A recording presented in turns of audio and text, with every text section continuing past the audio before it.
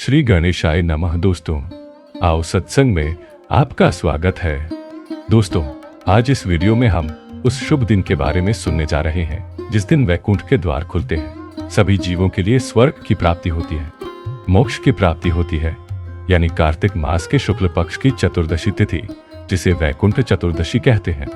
हम वैकुंठ चतुर्दशी की कथा, आज का शुभ मुहूर्त और भगवान शिव और नारायण की पूजा की शुभ कथाएं भी जानेंगे।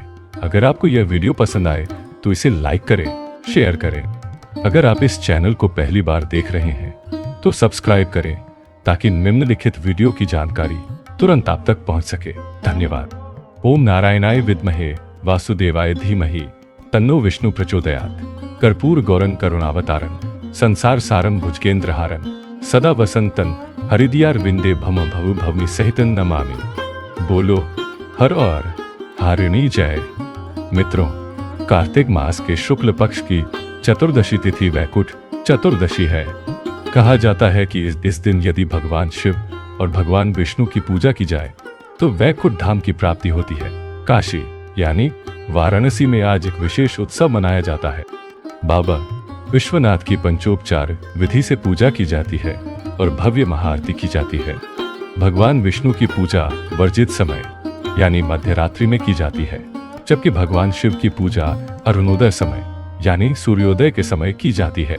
भक्त काशी के कर्णिका घाट पर सुबह स्नान करते हैं और स्नान के बाद अपनी आत्मा की शुद्धि के लिए भगवान शिव को तुलसी अर्पित करते हैं और पूजा करते हैं। भगवान विष्णु को बिल्व पत्र चढ़ाए जाते हैं। धार्मिक मान्यता है कि इस दिन भगवान शिव भगवान विष्णु की और भगवान विष्णु भगवान शिव की पूजा करते हैं। सबसे पहले आइए जानते हैं वैकुंठ चतुर्दशी के मुहूर्त के बारे में। तिथि कब से शुरू होती है और पूजा का शुभ मुहूर्त क्या है? इस वैकुंठ चतुर्दशी की तिथि 3 और 4 नवंबर की मध्य रात्रि लगभग 2 बजे से शुरू होती है। तिथि का समापन 4 नवंबर 2025 को लगभग 10:30 बजे रात को होगा। सुबह या रात में पूजा के समय यानी निशिथल में पूजा के समय के आधार पर वैकुंठ चतुर्दशी का त्योहार 4 नवंबर 2025 को ही मनाया जाएगा। आज पूजा का शुभ मुहूर्त है सुबह 6 बजे से 9 बजे तक। इसके अलावा निशिथल में पूजा का शुभ मुहूर्त दोपहर 1:30 बजे से 12:30 बजे तक है। ऐसा कहा जाता है कि भगवान नारायण और भगवान महादेव की पूजा करने से भक्त आज भी मनोवांछित फल प्राप्त कर सकते हैं। अब आइए जानते हैं पूजा सामग्री के बारे में। पूजा सामग्री में हम एक साफ कपड़ा, कमल का फूल या कोई भी फूल, तुलसी का फूल और बिल्व पत्र रखते हैं। घी का दीपक, अगरबत्ती, शुद्ध जल या गंगा जल, यदि संभव हो तो पंचामृत जिसमें दूध, दही, घी, शहद और गंगा जल मिलाया जाता है, खीर या मिठाई और मौसमी फल। प्रसाद के लिए अखंडित हल्दी, हल्दी से रंगे चावल भी उपयुक्त हैं। पूजा के लिए शंख और घंटी भी आवश्यक है। यह भगवान महादेव और भगवान विष्णु की पूजा करने का एक शुभ अवसर है। जो भक्त आज उपवास करना चाहते हैं या नहीं करना चाहते हैं, वे भी भगवान की पूजा कर सकते हैं। वे वैकुंठ चतुर्दशी के दिन त्योहार मना सकते हैं। वैकुंठ चतुर्दशी के दिन सुबह जल्दी उठें, स्नान करें, साफ कपड़े पहने, अपने घर के मंदिर में आएं और मंदिर को साफ करें। अगर एक है तो गंगा जल छिड़के, अन्यथा साफ पानी से छिड़के। उसके बाद भगवान विष्णु या भगवान शिव की जो मूर्ति या चित्र हमारे पास हो उसे स्थापित करना चाहिए और उचित समय पर भगवान विष्णु की पूजा मध्यरात्रि में तथा भगवान शिव की पूजा सूर्योदय के समय की जाती है। पूजा के प्रारंभ में व्रत का संकल्प लिया जाता है। भक्ति भाव से हाथ जोड़कर देवताओं से प्रार्थना करनी चाहिए। सबसे पहले भगवान विष्णु की पूजा की जाती है। यदि मूर्ति हो तो जलाभिषेक किया जाता है और फिर फूल, धूप, दीप, कमल के फूल आदि अर्पित किए जाते हैं। तुलसी के पत्ते और बिल्व पत्र भी चढ़ाए जाते हैं। उसके बाद भगवान शिव की पूजा शुद्ध जल और पंचामृत से की जाती है। इस प्रकार दोनों देवताओं की पूजा करने के बाद जैसे बिल्व पत्र, तुलसी, धूप, दीप, नैवेद्य आदि भगवान शिव द्वारा भगवान विष्णु को तुलसी का पत्ता अर्पित किया जाता है और स्वयं भी अर्पित किया जाता है। इस प्रकार दोनों को तुलसी का पत्ता और बिल्व पत्र अर्पित किया जाता है। अंत में आरती की जाती है। देवताओं का आशीर्वाद प्राप्त करने के बाद प्रसाद जिसमें नैवेद्य होता है उसे जरूरतमंदों को दान कर दिया जाता है। समर्पित की गई दक्षिणा किसी जरूरतमंद या छोटे बच्चों को भी दी जा सकती है। इस प्रकार वैकुंठ चतुर्दशी की पूजा का संबंध है। अब जानते हैं कि वैकुंठ चतुर्दशी क्यों मनाई जाती है। शिव महापुराण के अनुसार कार्तिक मास के शुक्ल पक्ष की चतुर्दशी के दिन भगवान विष्णु ने शिव की पूजा की थी। काशी पहुंचकर भगवान शिव की 1000 कमल पुष्पों से पूजा की गई। भगवान विष्णु की भक्ति देखकर भगवान शिव बहुत प्रसन्न हुए और फिर उन्होंने भगवान विष्णु की परीक्षा लेने के लिए उसमें से कमल पुष्प गायब कर दिया। जब 1000 पुष्प पूरे नहीं हुए तो भगवान विष्णु, जिनका नाम कमल नयन है, भगवान शिव को अपना नेत्र अर्पित करने गए। उसी समय शिव प्रसन्न हुए और भगवान विष्णु को रोककर कहा, हे नारायण, मैं आपकी भक्ति से बहुत प्रसन्न हूँ, वर मांगिए। जब भगवान विष्णु ने कहा, हे प्रभु, मुझे अपनी भक्ति प्रदान करें, तो भगवान शिव ने न केवल उन्हें आशीर्वाद दिया बल्कि उन्हें सुदर्शन चक्र भी प्रदान किया। तभी से भगवान विष्णु को सुदर्शन चक्रधारी कहा जाने लगा। इसके अलावा यह भी कहा जाता है कि नर्मदा नदी से जो निकलता है वह नर्मदेश्वर शिवलिंग है।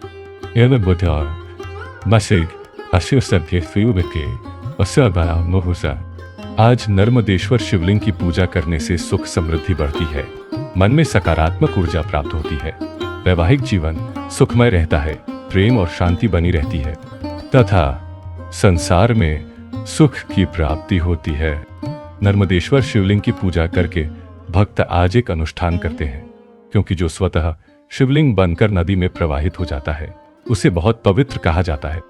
इसलिए भक्त आज नर्मदेश्वर शिवलिंग की भी पूजा करते हैं। आप नर्मदेश्वर शिवलिंग की पूजा उस शिव मंदिर में भी कर सकते हैं जहां नर्मदेश्वर शिवलिंग स्थापित है। कई भक्त यदि अभी पूजा करते हैं तो इसे घर पर एक छोटे से मंदिर में रख सकते हैं, लेकिन इसका प्रतिदिन अभिषेक करना होता है और कुछ प्रतिबंधों का पालन भी करना होता है। अब जानते हैं कि वैकुंठ चतुर्दशी के दिन दीपदान का क्या महत्व है। दरअसल वैकुंठ चतुर्दशी दिवाली का ही एक त्योहार है। कहा जाता है कि इस दिन दीपदान यानी एक दीपक जलाकर उसे आकाश में स्थित देवता को समर्पित करने से जीवन में शुभ फल प्राप्त होते हैं। अंधकार का नाश करने वाले उस दीप का दान किसी भी शुभ स्थान पर जाकर किया जा सकता है, जैसे नदी, तालाब, वृक्ष, पीपल, वड़ल या तुलसी जी। इसके अलावा लोग मंदिरों में जाकर दीपदान करते हैं। भगवान विष्णु और शिव के मंदिर हैं। ऐसे मंदिर भी हैं जहां दीपदान किया जाता है। ऐसा भी कहा जाता है कि आज के दिन कई भक्त 365 वाट का दीपक जलाते हैं ताकि पूरे वर्ष दीपदान का पुण्य प्राप्त हो।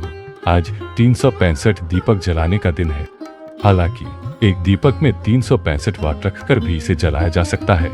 मान्यता है कि ऐसा करने से पूरे वर्ष का पुण्य प्राप्त होता है। कहा जाता है कि दीपदान करने से घर में सकारात्मक ऊर्जा आती है और जीवन में शुभ फल भी प्राप्त होते हैं। शास्त्रों में वर्णित इस दीपदान के विषय में वैकुंठ चतुर्दशी की कथा से संबंधित एक कथा नारद मुनि द्वारा दी गई है। कहते हैं कि एक बार नारद जी संसार भ्रमण कर रहे थे। जब वे वैकुंठ धाम पहुंचे तो उन्होंने भगवान विष्णु को आदरपूर्वक प्रणाम किया। भगवान विष्णु ने नारद जी को देखकर पूछा, नारद जी, आपके यहाँ आने का क्या कारण है? तब नारद जी ने कहा, हे प्रभु, आपका नाम कृपा का स्रोत है।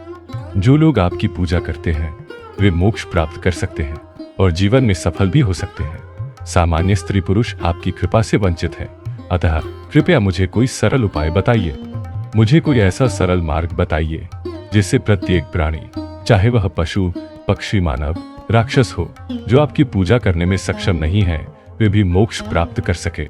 नारद जी की यह बात सुनकर भगवान विष्णु ने कहा, हे नारद, मेरी बात ध्यानपूर्वक सुनो। कार्तिक मास के शुक्ल पक्ष की चतुर्दशी को जो व्यक्ति चतुर्दशी का व्रत करेगा और श्रद्धा पूर्वक मेरी और भगवान महादेव की पूजा करेगा, उसके लिए स्वर्ग द्वार सदैव खुले रहेंगे। इसके बाद भगवान विष्णु ने अपने द्वारपालों जय और विजय को बुलाकर उन्हें कार्तिक मास के शुक्ल पक्ष की चतुर्दशी के दिन स्वर्ग के द्वार खुले रखने का आदेश दिया। भगवान विष्णु ने कहा कि जो भक्त इस शुभ दिन मेरी या महादेव की पूजा करेंगे और मेरे नाम का स्मरण करेंगे, उन्हें वैकुंठ धाम की प्राप्ति होगी। इस प्रकार वैकुंठ चतुर्दशी के दिन जो भक्त भगवान हरि और हरि की पूजा करते हैं, वैकुंठ चतुर्दशी के दिन नियमों का पालन करते हैं और दीपदान करते हैं, उन्हें वैकुंठ धाम की प्राप्ति होती है। इसलिए इस दिन और इस तिथि को वैकुंठ चतुर्दशी कहा जाता है। मित्रों, आशा करता हूं आपको यह वीडियो पसंद आया होगा। भगवान शिव और भगवान विष्णु ने हरिहर का रूप धारण किया है। भक्तों के लिए यद्यपि अब भगवान विष्णु के वैष्णव संप्रदाय और भगवान शिव के शैव संप्रदाय नामक अलग अलग संप्रदाय हैं, लेकिन भगवान शिव और भगवान विष्णु एक ही हैं। उनमें परस्पर मैत्री है। भगवान विष्णु भगवान शिव की पूजा करते रहते हैं और भगवान शिव हमेशा अपने प्रिय भगवान राम के नाम से क्रीड़ा करते हैं, इसलिए दोनों में कोई अंतर नहीं है। इस रूप में भक्त भगवान हर और हरि का रूप देख सकते हैं।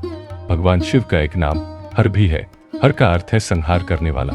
जो कोई भी भगवान महादेव की पूजा और आराधना करता है, उसके सभी पाप नष्ट हो जाते हैं और जब अंत में संसार का विनाश हो जाता है तो भगवान शिव उसका कार्यभार संभाल लेते हैं और पुनः हरि अर्थात भगवान नारायण सृष्टि करते रहते हैं।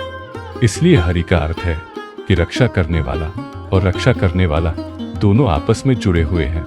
इसलिए आज चतुर्दशी के दिन शिव और विष्णु की एक साथ हरिहर के रूप में पूजा की जाती है।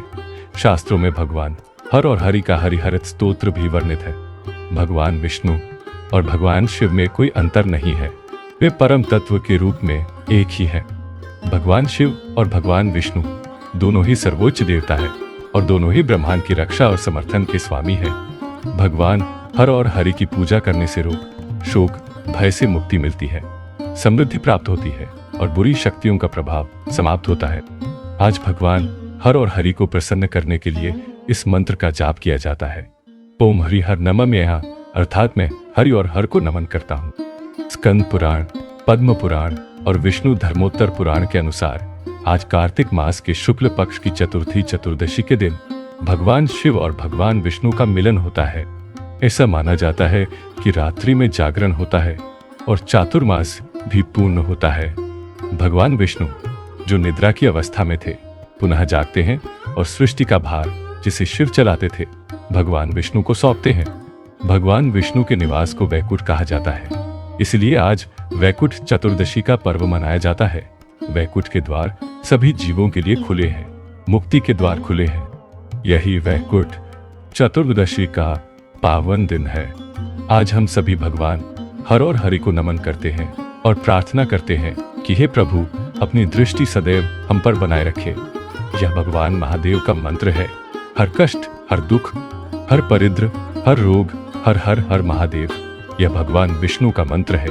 ओम नारायणाय नमो नमः या ओम हरि हराय नमो नमः। इस मंत्र का जाप किया जा सकता है। सभी भक्तों को वैकुंठ चतुर्दशी की हार्दिक शुभकामनाएं।